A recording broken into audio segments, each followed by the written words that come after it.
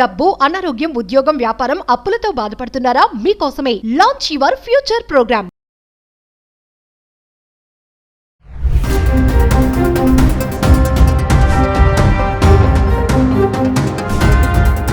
నమస్తే, welcome back to Suman TV. ప్రస్తుతం మనతో పాటు ఉన్నారు పబ్లిక్ స్పీకర్, ఫ్యామిలీ కౌన్సిలర్ రజనీరామ గారు.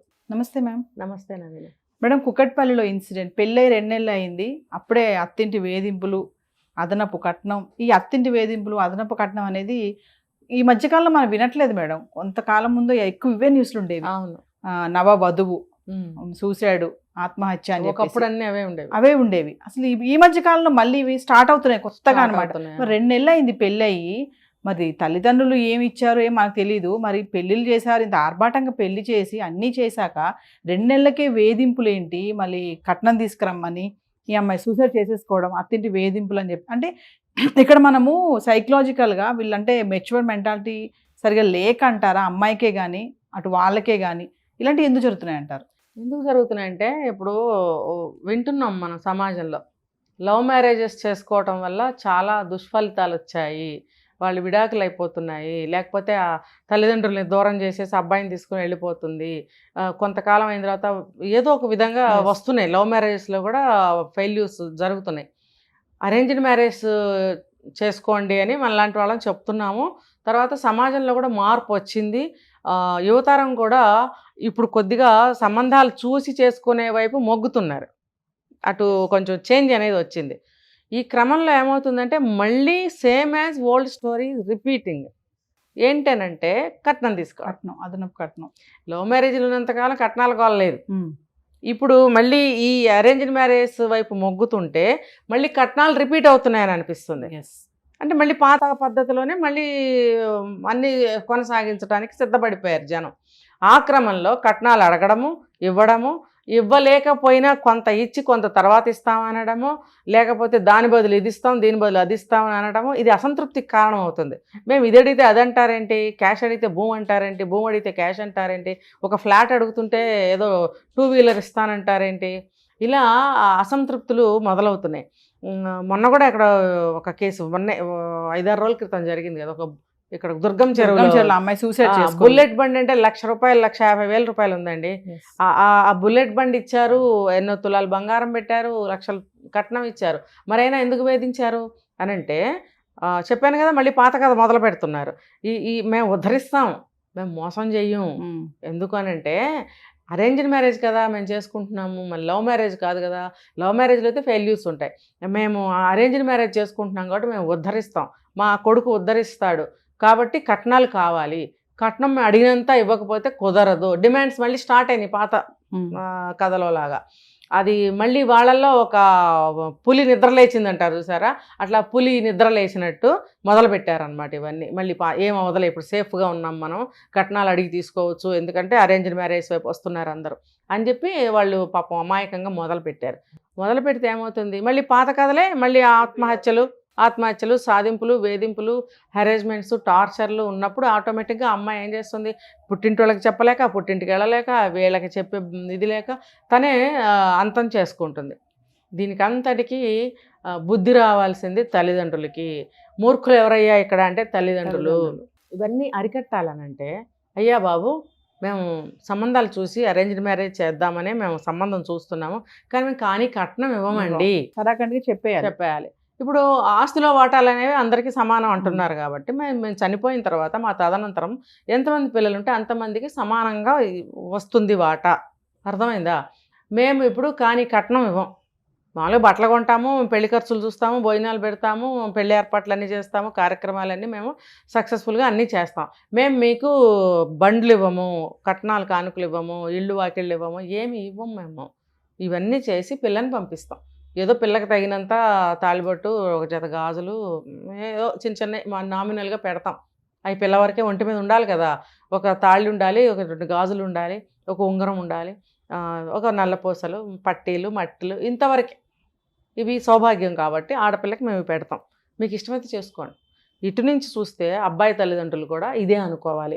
అరే గతి పోయింది మాకిప్పుడు, మా కొడుకులకి పెళ్ళిళ్ళు అవ్వటం లేదు, 45 ఏళ్ళు వచ్చేస్తున్నాయి, మనము అరేంజ్డ్ మ్యారేజ్కి వెళ్దాం అనుకుంటున్నాము. వాళ్ళు కూడా ఇలాగే అనుకుంటున్నారు, మనకి అరేంజ్డ్ మ్యారేజ్ అయితే బాగుంటుంది, అని అనుకుంటున్నప్పుడు కట్నాలు మీరు మాత్రం ఎందుకు తీసుకోవాలి?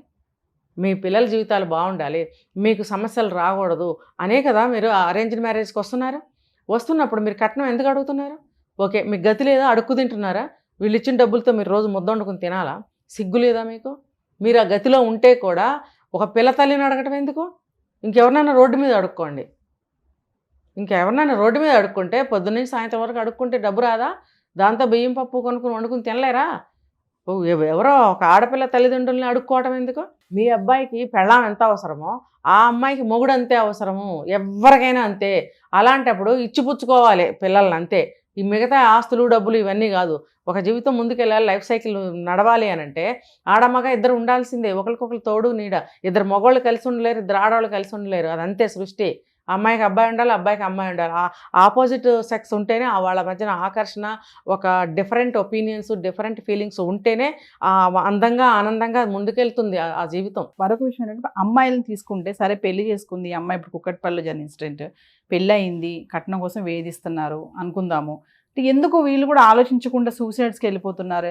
సరే బయటకు వచ్చేయచ్చు కదా ధైర్యంగా. ఇంత సొసైటీలో ఆడవాళ్ళు ధైర్యంగా అన్ని పనులు ఒంటరిగా చేసుకుంటున్నారు కదా, ఎందుకు అమ్మాయిలు ఆ టైంలో రాలేకపోతున్నారు? ధైర్యంగా వచ్చేసి తల్లిదండ్రుల దగ్గరికి వస్తే వాళ్ళు చూడరా, కూతురు వస్తే తిరిగి వాళ్ళు చూసుకుంటారు కదా, ఇట్లా ఉంది నాన్న, నా పరిస్థితి బాగాలేదు, వాళ్ళ సతాయిస్తున్నారు అన్నప్పుడు ఇమీడియట్లీ రాకుండా వాళ్ళంటే ఆ టైంలో వాళ్ళ యొక్క ఆలోచన అలా క్షణికంగా ఆవేశంలో తీసుకునే నిర్ణయాలతో సూసైడ్ చేసుకోవడం ఎవరికి ఉపయోగం? అంటే సాధారణంగా అరేంజ్డ్ మ్యారేజెస్ చేసిన ఇళ్లల్లో పిల్లల మనస్తత్వాలు ఎలా ఉంటాయంటే, ఇంత ఖర్చు పెట్టి పెళ్లి చేశారు కదా, నేను సమస్యల్ని పుట్టింటికి తీసుకెళ్ళకూడదనే 99% ఆలోచిస్తారు. కేవలం ఈ ఆలోచనతోనే వాళ్ళు ఇక్కడవన్నీ భరిస్తూ ఉంటారు. కానీ మీరన్నట్టు ఎవరి కోసమో ఇవన్నీ భరించాల్సిన అవసరం లేదు. మీరు ఇవన్నీ భరించి మళ్ళీ సూసైడ్ చేసుకుంటున్నారు. ఇంత బాధను తీసుకెళ్ళి మళ్ళీ తల్లిదండ్రుల మీదే పడుతుంది అదంతా. ఇప్పుడు పిల్ల పోయే, డబ్బు పోయే, జీవితం పోయే అంటే ఎన్ని బరువులు తల్లిదండ్రుల మీద పడతాయి? తల్లిదండ్రులు కృషించిపోతారనే విషయం తెలుసుకోవాలి. అందుకనే ఫోన్లు ఉంటున్నాయి. ఎస్, ఇప్పుడు ఎన్ని సూసైడ్లు జరిగినాయి, వాళ్ళందరూ ఫోన్లు ఉపయోగించారు. తల్లిదండ్రులు ఫోన్లు చేస్తూనే ఉన్నారు, వీళ్ళు చేస్తూనే ఉన్నప్పుడు విషయాలు ఎందుకు చెప్పలేకపోతున్నారు? సరే చెప్పలేకపోయావు, సాధారణంగా దగ్గర సంబంధాలే, దగ్గర డిస్టెన్స్లే ఉంటున్నాయి, వెళ్ళి రాగలుగుతున్నారు. వెళ్ళినప్పుడు ఎందుకు చెప్పట్లేదు? వాళ్ళు కూడా చెప్తున్నారు, వచ్చి వెళ్ళిందండి ఏం చెప్పలేదు. ఎందుకు చెప్పకపోవాలి? చెప్పండి. నేను చాలాసార్లు ఈ విషయం మనం మాట్లాడుకున్నాం. మీకు ఎప్పుడైతే సూసైడ్ చేసుకోవాలని అనిపిస్తుందో మీరు మీ పక్కన అంటే ఎవరింట్లో ఉన్నారో అత్తమామల దగ్గర, వాళ్ళ వల్ల మీకు ఆ బాధ వస్తే వాళ్ళకి చెప్పమని నేను అనట్లా. తల్లిదండ్రులు, స్నేహితులు, ఉద్యోగం చేసే చోట అయితే కొలీగ్స్కి మీరు చెప్పాలి. వీలైతే ఇంకా పోలీస్ స్టేషన్కి వెళ్ళి చెప్పండి. పోలీస్ స్టేషన్కి మీరు వెళ్ళక్కర్లా, 100కి చేయండి, వాళ్ళు వచ్చి ఏంటమ్మా చక్కగా అడుగుతారు, చెప్పేసేయండి. ఇప్పుడు మీరు చచ్చిపోయి మీరేదో బాధపడి మీరేదో తప్పు చేసినట్టు ఆ బరువులన్నీ తీసుకెళ్ళి మళ్ళీ తల్లిదండ్రులు పడేస్తే మీరు తల్లిదండ్రులు బాధపడతారేమో అని దాచిపెట్టిన విషయం ఇక్కడ సర్వ్ అయింది. ఎట్లు వాళ్ళకి ఎన్నో రెట్లు బాధను మిగిల్చి మీరు చనిపోతున్నారే, ఉల్టా ఇంకా వాళ్ళ ఆస్తిపాస్తులు కూడా పోగొట్టుకున్నారు నీ కోసం. పెళ్లి ఖర్చు అంత ఆడంబరంగా పెళ్లిళ్ళు చేసి ఇటు కూతుర్ని పోగొట్టుకొని, అంటే ఎంత నవ్వే డేస్ ఆడపిల్ల ఎంత స్ట్రాంగ్గా ఉన్నారు చూస్తున్నాం మనము. ఈ టైంలో కూడా ఇంకా ఇలా అదనపు కట్నం కోసం అనేసి చనిపోవడం, అంటే తల్లిదండ్రులు మీరు అన్నట్టు మేడం చెప్పేస్తే అయిపోద్ది, ఫేస్ టు ఫేస్ మేమేమి ఇవ్వలేము, చేసుకుంటే చేసుకోండి లేకపోతే లేదు. నేను కెమెరా ముఖంగా చెప్తున్నా చూడండి, అబ్బాయి తల్లిదండ్రులు, అబ్బాయిలు మీరు కట్నం అడగండి, అడిగారా మీకు పెళ్ళిళ్ళు. అలాగే అమ్మాయిలు మీరు కట్నాలు ఇచ్చారా, మీరు డాష్ అంతే. ఆ సూసైడ్లో ఏంటో అవన్నీ మీరు భరించాల్సి ఉంటుంది. ఆశ పుడుతుంది కదా మేడం, ఆశ పుట్టించేది వీళ్ళే. 2 లక్షలు ఇస్తే ఇంకోటి ఏంటంటే, ఏ సాంప్రదాయం మనకు వద్దనుకుని ఇక్కడ దాకా వచ్చామో మళ్ళీ తిరిగి మనం అదే సాంప్రదాయంలోకి వెళ్ళబోతున్నాం. ఓకే వెళ్దాం, కానీ అటువంటి కష్టాలు మనం పడకుండా ఉండాలంటే కొన్ని చేంజెస్ మనం తెచ్చుకోవాలి, అడ్జస్ట్మెంట్స్ చేసుకోవాలి, కొన్ని చేంజెస్ తెచ్చుకోవాలి. ఏంటంటే మేము ఇవ్వమండి, ఇప్పుడు మా అమ్మాయికి మొగుడు కావాలి, మేము కూడా ఆడపిల్లని ఇంట్లో పెట్టుకోకూడదు, వదిలించుకోవాలి, పంపించాలి. అలాగే మీ అబ్బాయికి కూడా పెళ్లి చేయాలి, బ్రహ్మచారికి జీవితకాలం మీ ముందు పెట్టుకుని మీ భార్యాభర్తలు మాత్రం గదిలో పడుకుంటారా? కాదు కదా, చేస్తారా? చేయాలి, ఆ పెళ్ళాం కావాలి కదా, కావాలనుకుంటే చేసుకోండి. మేము కూడా అంతే, మేము మిమ్మల్ని ఏం అడుగుతాం, ఇంకా ఆడపిల్లల వాళ్ళు అసలు ఎప్పుడూ అడగరు. కాబట్టి మాకు అంతకన్నా ఏమక్కర్లా, మాకు ప్రేమగా చూసుకునే భర్త అయితే, పిల్లని తిట్టి కొట్టి సాధించి అమ్మ కూర్చులాగా మాట్లాడి ఏదో పనులన్నీ చేస్తే మేము కూడా చేసుకోం. అవన్నీ మాకు ఉండకూడదు, మేము కట్నాలు ఇవ్వం. అలాగే అబ్బాయిలు కూడా కట్నం తీసుకోకండి, మంచి లక్ష్మి లాంటి అమ్మాయి, చదువుకున్న అమ్మాయి, మన ఇంట్లో కలిసిపోయే అమ్మాయి అయితే చేసుకోండి పెళ్ళి. అప్పుడు అబ్బాయిలు పెళ్ళిళ్ళకి భయపడాల్సిన అవసరం లేదు, అమ్మాయిలు పెళ్ళిళ్ళకి భయపడాల్సిన అవసరం లేదు. Thank you.